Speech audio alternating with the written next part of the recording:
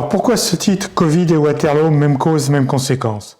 Eh bien tout simplement parce que les raisons et les résultats sont les mêmes pour la France et probablement pour son empereur.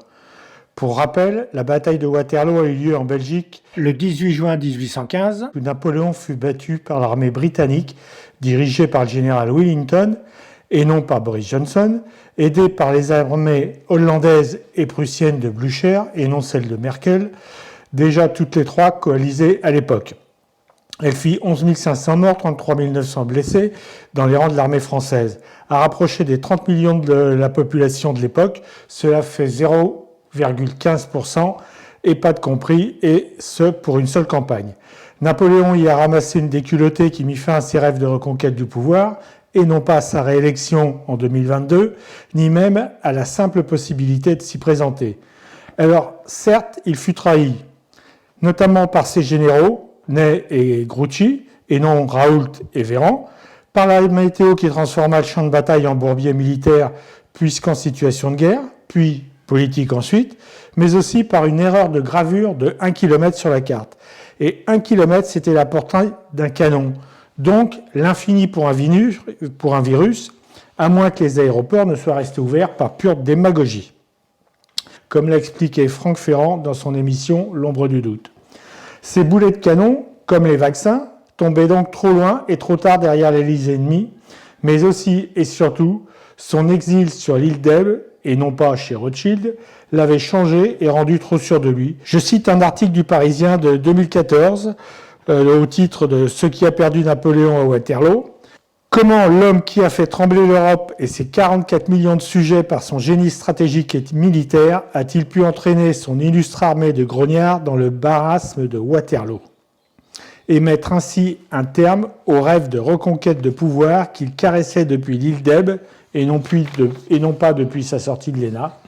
Il n'était même pas allé espionner les troupes ennemies, ni galvaniser ses grognards comme il le faisait toujours. L'aigle fut aussi trahi par une funeste confiance en lui qu'on ne lui avait jamais connue.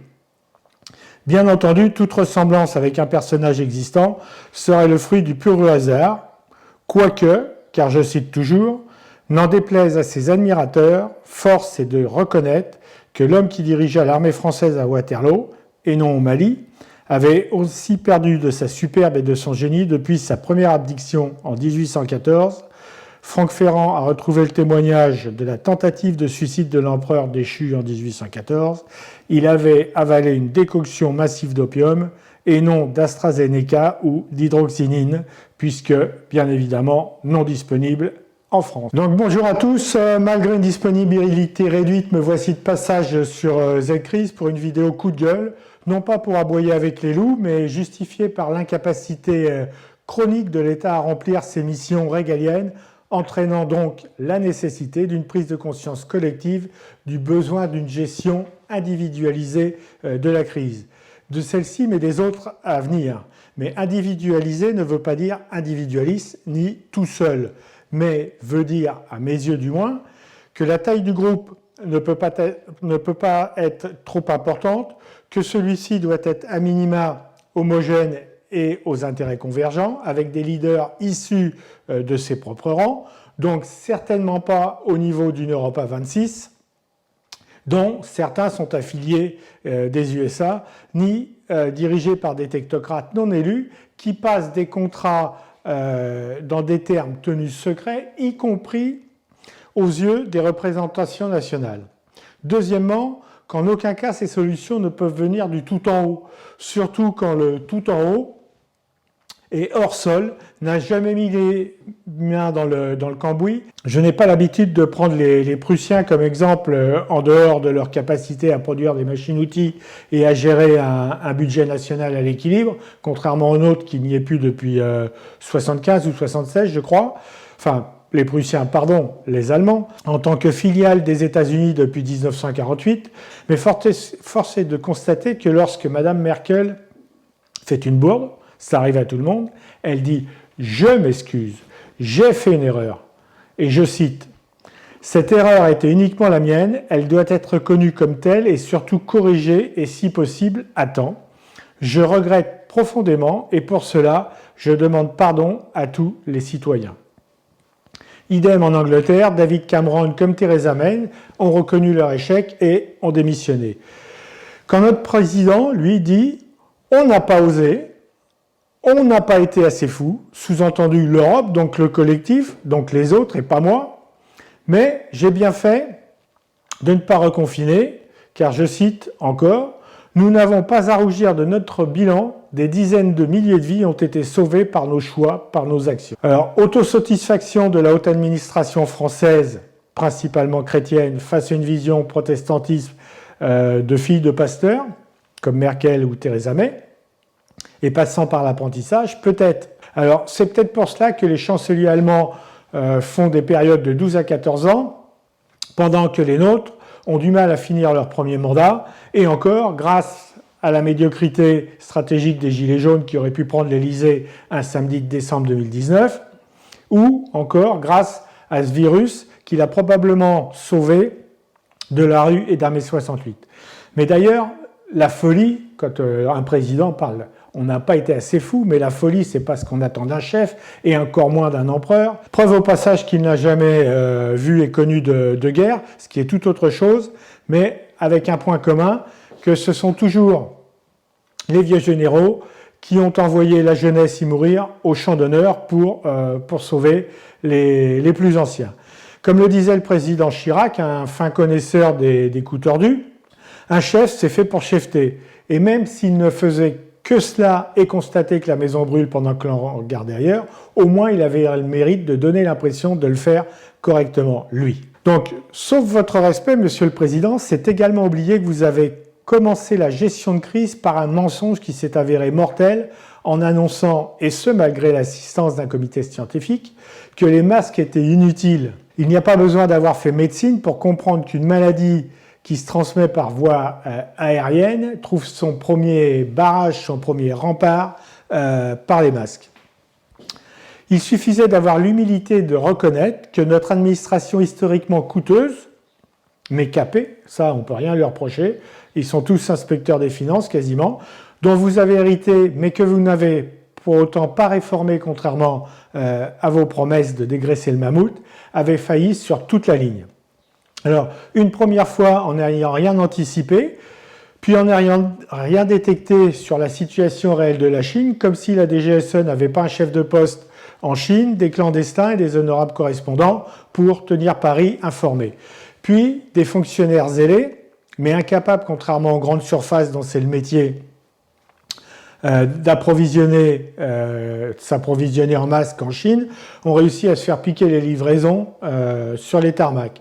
Et pendant cela, les mêmes fonctionnaires zélés ont réussi l'exploit, après le début de la crise, de brûler des masques FFP2, issus du H1N1, sous prétexte que la DLC était confinée.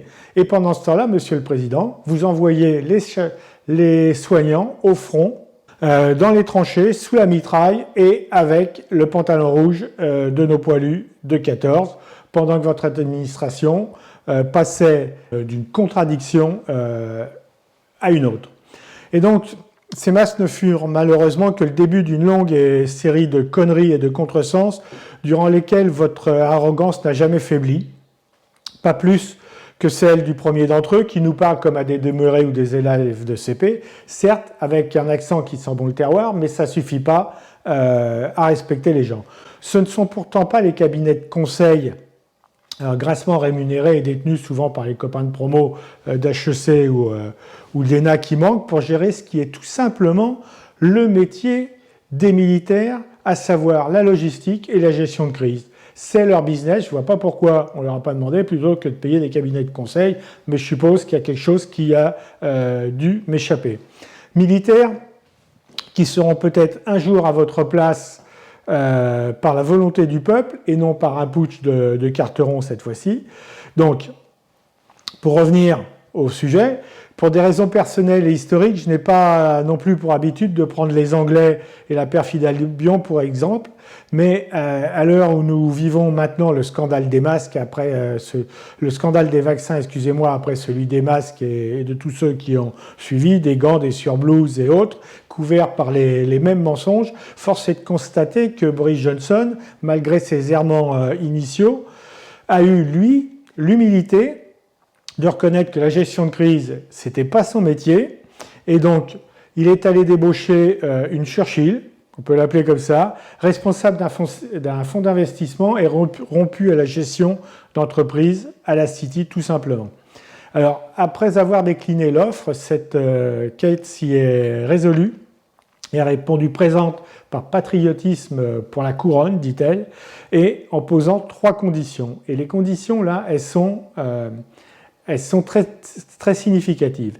Que la mission ne dure que 6 mois, c'est-à-dire qu'elle ne demande pas un poste de rentier à vie au sein de l'administration.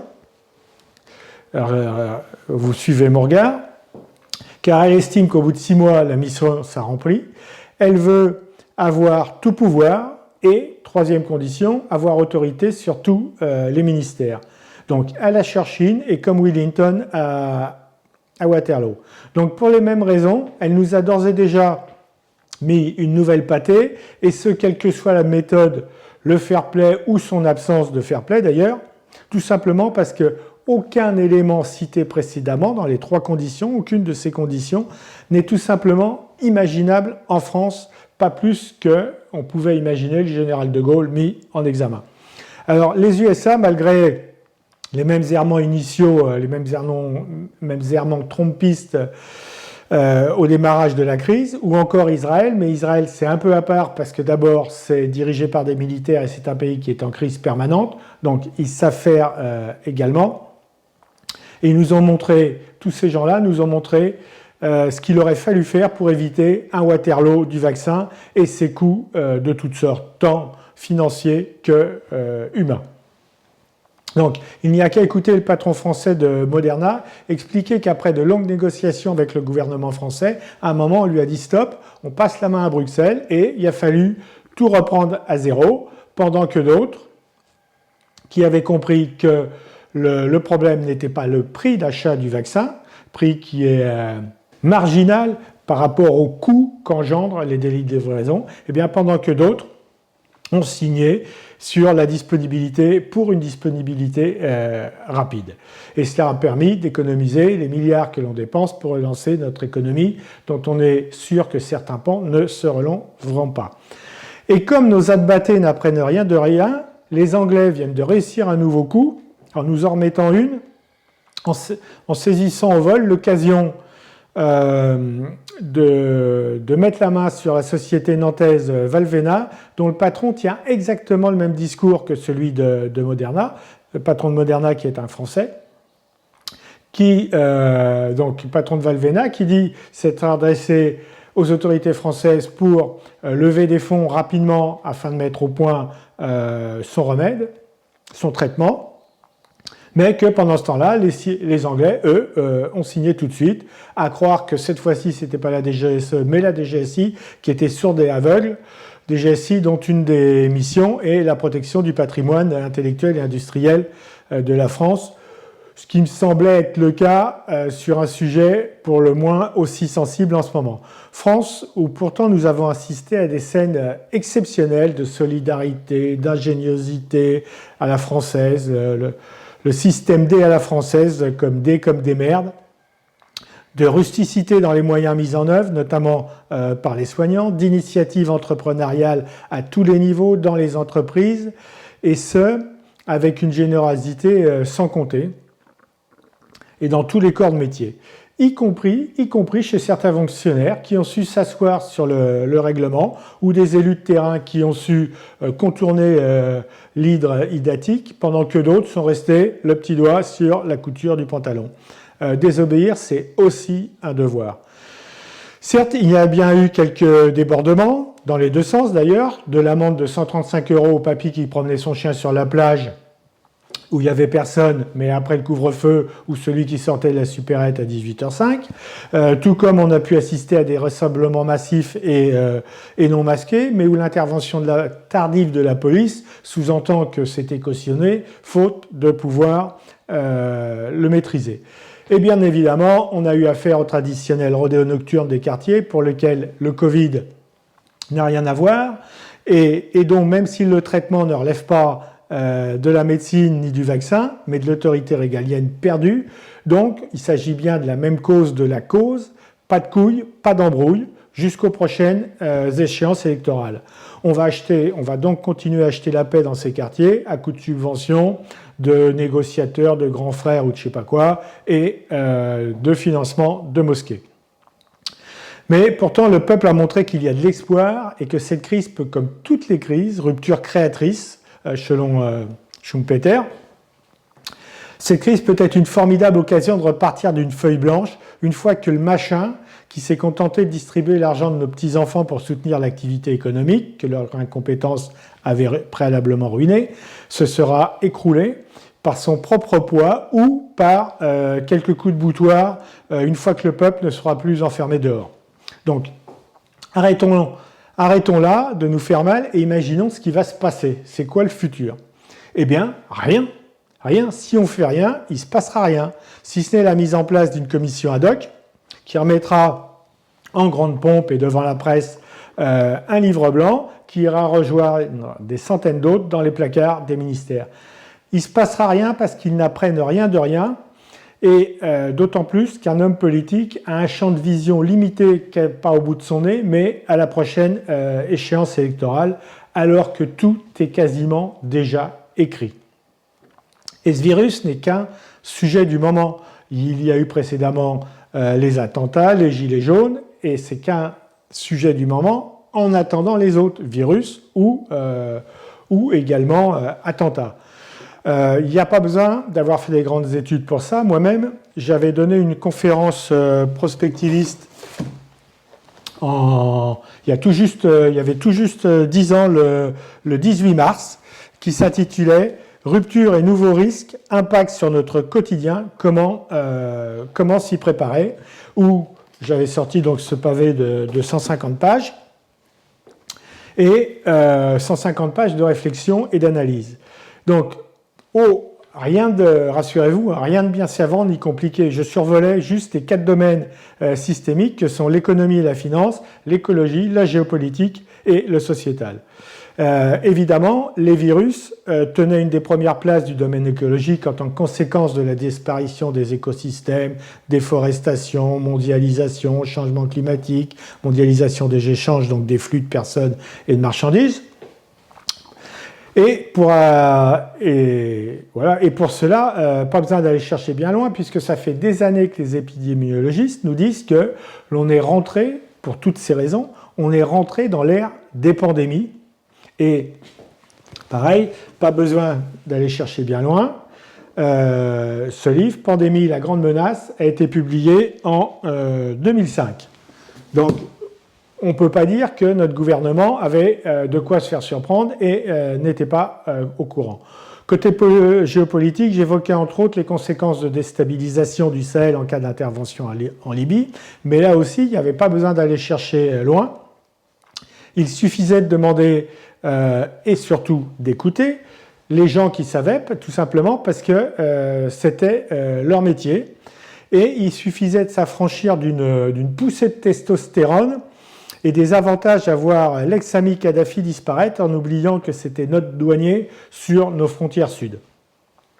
Idem pour la finance. Qu'avons-nous fait pour réguler depuis la crise 2008 ? Eh bien rien, le président Obama, malgré quelques efforts, s'est cassé les dents, et pas plus que les nôtres de président, pour qui il ne suffisait pas de dire « mon ennemi, c'est la finance ». Les banques centrales n'ont jamais imprimé autant de fausses monnaies que maintenant, les pays n'ont jamais été aussi endettés, et même si c'est à taux bas, même si c'est sur du temps long, forcément, à un moment, ça va poser problème. Et là aussi, il n'y a pas besoin d'avoir fait de grandes études pour ça. Et encore moins besoin pour l'aspect sociétal et risque de mouvements sociaux.